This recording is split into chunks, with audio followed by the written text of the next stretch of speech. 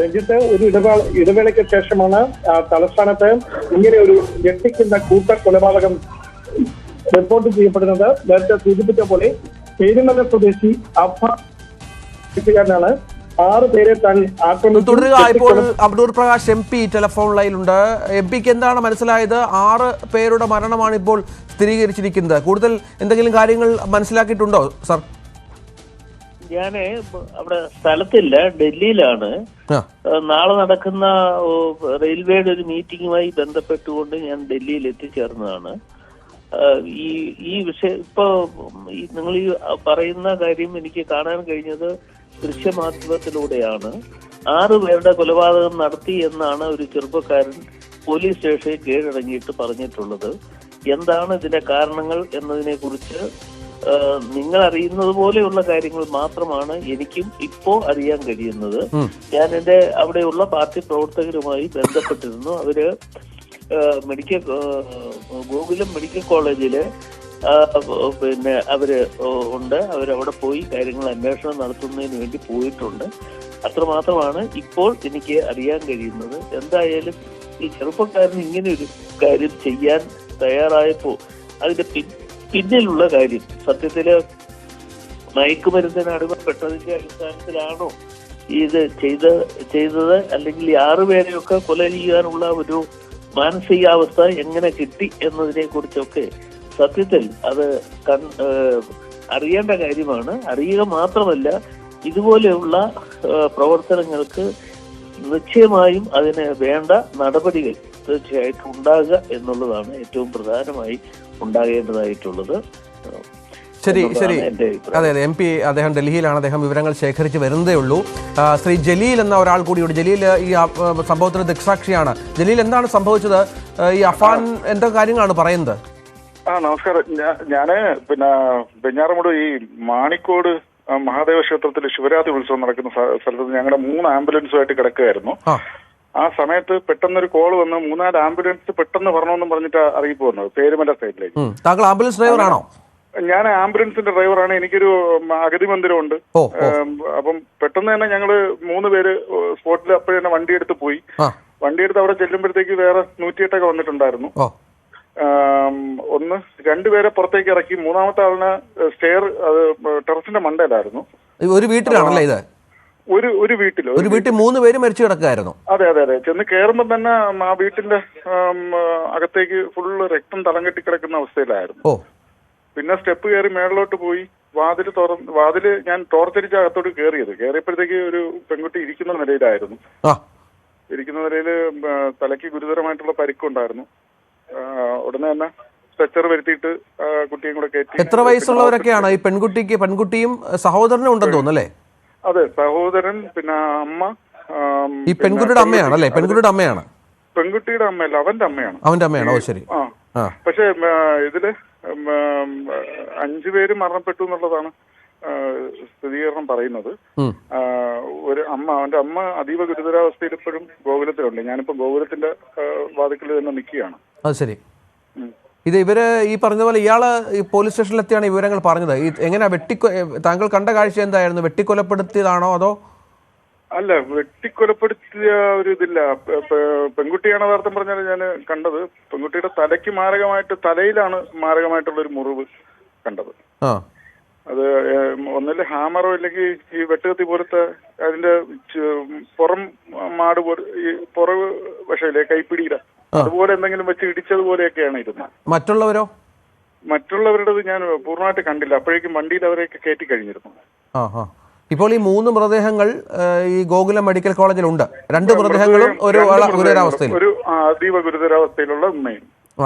മറ്റു 2 പേര് എവിടെയാണെന്നുള്ളത് അറിഞ്ഞിട്ടുണ്ടോ? SN പുരം, വെള്ളാഞ്ചിറ, പിന്നെ ഒന്ന് പാങ്ങോട്. ഇങ്ങനെയാണ് ഞാൻ അറിഞ്ഞത്. അത് ഞാൻ ന്യൂസിലൂടെയൊക്കെ കണ്ട് മനസ്സിലാക്കിയതാണ്. അതെ. ഇപ്പൊ എന്താ അവിടുത്തെ ആശുപത്രിയിൽ നിന്നുള്ള ബന്ധുക്കൾ, ഇവരുടെ ബന്ധുക്കൾ ആരെങ്കിലും അവിടെ എത്തിച്ചേരുക അങ്ങനെ എന്തെങ്കിലും സംഭവിക്കുന്നുണ്ടോ? ബന്ധുക്കൾ എത്തിയിട്ടുണ്ട്. പക്ഷെ അവരെല്ലാവരും വളരെയധികം വിഷമാവസ്ഥയിലാണ്. വാർഡ് മെമ്പർമാര്, പഞ്ചായത്ത് പ്രസിഡന്റ്, അവിടുത്തെ പ്രാദേശിക രാഷ്ട്രീയ നേതാക്കൾ എല്ലാവരും ഉണ്ട്. അവരെല്ലാവരും വന്ന് വെയിറ്റ് ചെയ്യാണ്. മറ്റുള്ള ഇവരെ ഈ ഹോസ്പിറ്റലിൽ നിന്ന് മാറ്റുന്ന ഇതിനെ കുറിച്ചൊക്കെ സംസാരിക്കുന്നുണ്ടെന്ന് ഈ തോന്നുന്നു. താങ്കളുടെ സ്ഥലത്തിനടുത്താണോ ഈ പ്രദേശം? അതെ അതെ അതെ അതെ. ഞാൻ എന്റെ സൈക്കോ സോഷ്യൽ സ്ഥാപനം പ്രവർത്തിക്കുന്നതിന് ഒരു 1 കിലോമീറ്റർ മാറിയിട്ടാണ് ഈ സംഭവം നടക്കുന്നത്. അവിടെ വാർഡ് മെമ്പർ അടുത്തുണ്ടോ? പരിചയമുള്ള ആളാണോ? വാർഡ് മെമ്പർ പരിചയമുള്ള ആളുണ്ട്, പക്ഷെ മുൻ വാർഡ് മെമ്പറാണ്. ഒന്ന് കൊടുക്കുമോ? ഫോൺ കൊടുക്കുമോ? കൊടുക്കാം. അതിന്റെ പേരെന്താണ്? ബിനു. ഫോൺ കൊടുത്താട്ടെ. ഓക്കെ. ഹലോ ശ്രീ ബിനു, ഞാൻ നമസ്കാരം, ന്യൂസ് 18 ചാനലിൽ നിന്നാണേ. നമസ്കാരം. എന്താണ് ഈ ബിനുവിന് എന്താ മനസ്സിലായത്? ഇവര് പരിചയമുള്ള ആളുകളൊക്കെ ആണോ? അല്ല, ഇത് പേരുമല നമ്മുടെ പഞ്ചായത്തിന്റെ തൊട്ട് സമീപത്തുള്ള ഒരു സ്ഥലമാണ് പേരുമല. ഞാനിപ്പോ ഹോസ്പിറ്റലിൽ വന്നു, ഇത് അറിഞ്ഞിട്ട് ഇവിടെ വന്നായിരുന്നു. അപ്പോൾ വരുമ്പോഴത്തേനും നമുക്ക് നേരത്തെ നടന്ന ഇതിനെ കുറിച്ചൊന്നും അറിയത്തില്ല. പിന്നെ ഞാനിപ്പോ വേറൊരു ആവശ്യമായിട്ട് ആശുപത്രിയിൽ വരുമ്പോഴത്തേനും ഞാൻ കയറി കണ്ടതാണ്. പക്ഷേ പിന്നെ എന്ത് പറയാനായിട്ട് ഇപ്പോഴത്തെ തലമുറ നമുക്കൊന്നും പറയാൻ പറ്റാത്ത അവസ്ഥയിലേക്ക് പോകും. അല്ല, അഫാനെ ബിനുവിന് പരിചയമുണ്ടോ? ഇല്ല, പുള്ളിയെ എനിക്ക് പരിചയമില്ല. ഈ വീട്ടുകാരെയും വലിയ പരിചയമില്ല? ഇല്ല, വീട്ടുകാരെ പരിചയമില്ല. നമ്മൾ പൊതുപ്രവർത്തകരായതുകൊണ്ട് നമ്മൾ ഇത്തരത്തിലുള്ള സംഭവങ്ങൾ കാണുമ്പോൾ ഓടി എത്തുന്നതാ. പക്ഷേ ഇത് എന്ത് പറയാനായിട്ട് നമുക്ക് പറയാൻ വാക്കുകൾ കിട്ടുന്നില്ല. അത്തരത്തിൽ ക്രൂരമായ ഒരു സംഭവം ആയിപ്പോയി. ഈ സാമ്പത്തിക പ്രശ്നമൊക്കെയാണെന്ന് പറയുന്നു. സാമ്പത്തിക പ്രശ്നം ഈ പയ്യനെ സംബന്ധിച്ചിടത്തോളം അവന് ഒരു തൊഴിലില്ല. അവൻ ജോലിക്ക് വേണ്ടി ഇരിക്കുവാണെന്നൊക്കെയാണ് അറിയുന്നത്.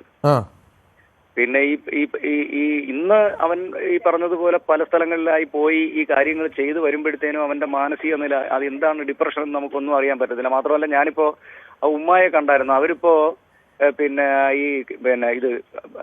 ഇത് കഴിഞ്ഞായിരുന്നു അവരുടെ സ്കാൻ, CT സ്കാൻ കഴിഞ്ഞ് അവരെ ഇപ്പോ ICUലോട്ട് മാറ്റിയിട്ടുണ്ട്. അപ്പോഴും ഞാനും കൂടെ ഉണ്ടായിരുന്നു. അവരുടെ ആരോഗ്യനില എങ്ങനെയുണ്ട്? പക്ഷെ ഉമ്മ എന്തായാലും പിന്നെ അപകട നില തരണം ചെയ്തിട്ടില്ല എങ്കിലും ആശ്വാസത്തിന് വകയുണ്ട് കേട്ടോ. കാര്യം എന്ന് പറഞ്ഞു കഴിഞ്ഞാൽ അവര് പിന്നെ കൈയും കാലും ഒക്കെ ചരിക്കുന്നുണ്ട്. വേറെ പ്രശ്നങ്ങളൊന്നും ഞാൻ അവരെ തള്ളിക്കൊണ്ട് വരുമ്പോഴത്തേനും ശ്രദ്ധിച്ചായിരുന്നു. അവർക്ക് അങ്ങനെ മറ്റ് പിന്നെ പ്രശ്നങ്ങളൊന്നുമില്ല. എന്നാലും ഞാൻ സിസ്റ്റർ ചോദിച്ചു പറഞ്ഞു അപകട നില തരണം ചെയ്തിട്ടില്ല. എന്നാലും നമ്മൾ പിന്നെ ആശയ്ക്ക് വകയുണ്ട് അവർക്ക് അവരെ സംബന്ധിച്ചിടത്തോളം. ഈ 3 പേരാണല്ലേ ആ ഗോകുലത്തിൽ കൊണ്ടുവന്നത്? ഗോകുലത്തിൽ ഇപ്പോൾ ഉള്ളത് 3 പേരാണ്. 2 മൃതദേഹങ്ങളാണ്. 2 മൃതദേഹങ്ങൾ. എന്ത് പ്രായമുള്ള ആളുകളാണ്? ഇത് പെണ്ണിനൊരു 20 വയസ്സും ചെറുക്കന് 14 വയസ്സും എന്ന് പറയുന്നു. പക്ഷേ ആ പയ്യന്റെ ശരീരത്തിന്റെ വളർച്ച വെച്ച് നോക്കുമ്പോഴത്തേനും ഒരു 10-18ഓളം വയസ്സിന്റെ ആ കിടപ്പ് കാണുമ്പോൾ നമുക്ക് അറിയാൻ പറ്റും. അത്തരത്തിലാണ് ഉള്ളത്. ഇവരുടെ ബന്ധുക്കളൊക്കെ എത്തിയോ അവിടെ? ഇവിടെ ബന്ധുക്കൾ എന്ന് പറയാനായിട്ട് പിന്നെ ഈ പേരുമലയിലുള്ള പിന്നെ പൊതുപ്രവർത്തകരും പഞ്ചായത്ത് ആൾക്കാരും എല്ലാം ഹോസ്പിറ്റലിന്റെ ഫ്രണ്ടിലുണ്ട്. പിന്നെ ഒത്തിരി ആൾക്കാർ ഇതിന്റെ പിന്നെ ബന്ധുക്കളായൊക്കെ. പക്ഷെ അത് ആരൊക്കെയാണെന്ന് നമുക്ക് അറിയാൻ പറ്റുന്നില്ല. അത് വല്ലാതെ ഞെട്ടിപ്പിക്കുന്ന ഒരു സംഭവമായി പോയി അല്ലേ? തീർച്ചയായിട്ടും. നമ്മളെ ഈ സമീപകാലത്ത് നമ്മളിപ്പോ ഈ അടുത്ത കാലത്ത് ഒരു ഉമ്മയെ കഴുത്തറുത്ത് വന്നു എന്ന് പറഞ്ഞ വാർത്ത തന്നെ വളരെ നടക്കുന്നതായിരുന്നു. പക്ഷെ ഇത് അങ്ങേയറ്റം ഇതിന് ഈ ക്രൂര കൊലപാതകം എന്നല്ല പറയേണ്ടത്. ഇത് പിന്നെ ഇപ്പൊ ഒരാളെ പാങ്ങോടുന്ന് കൊന്നിട്ട് എത്രയോ മണിക്കൂർ സഞ്ചരിച്ചാണ് വേറെ ഈ പറഞ്ഞതുപോലെ നമ്മുടെ ഈ പിന്നെ സ്നേഹപുരം എന്ന് പറയുന്ന സ്ഥലത്ത് വരുന്നത്. അവിടെയും ഇത് കഴിഞ്ഞിട്ട് അവൻ തിരിച്ച് വീട്ടിലേക്ക് വരുമ്പോ കൂടിയാണ് അവിടെ പേരുമല എത്തുന്നത്. സമീപത്തുള്ള ഒരു മനുഷ്യന് ഒന്നും അറിയാൻ പറ്റാത്ത സാഹചര്യത്തിൽ ഒരു ഉച്ചയോ ബഹളവും ഇല്ലാതെ കൃത്യം ചെയ്തു. ആ പെൺകുട്ടിയെ ഈ പറഞ്ഞതുപോലെ നമ്മുടെ ജലീലാണ് കൂട്ടി എടുത്തിട്ട് വന്നത്. നമ്മുടെ ആംബുലൻസ് ഡ്രൈവർ അദ്ദേഹത്തിന് നമ്മൾ എത്ര പിന്നെ നന്ദി പറഞ്ഞാലും മതിയാവില്ല. അത്രയ്ക്കും ഒരു സാഹചര്യത്തിൽ നിന്നാണ് ആ പുള്ളിക്കാരനെ കുട്ടിയെ പിന്നെ റിക്കവർ ചെയ്തുകൊണ്ട് വന്നത്. തീർച്ചയായിട്ടും. പിന്നെ ജലീലിനെ ആരാണ് വിളിച്ചറിയിച്ചത്? ജലീലിനെ വിളിച്ചറിയിച്ചാൽ ഞാൻ കൊടുക്കാം. ഹലോ, ജലീലിനെ ഇത് വിളിച്ചറിയിച്ചത് ആരായിരുന്നു? വിളിച്ചറിയിച്ചത് നാട്ടുകാരിൽ ആരോ ആണ്.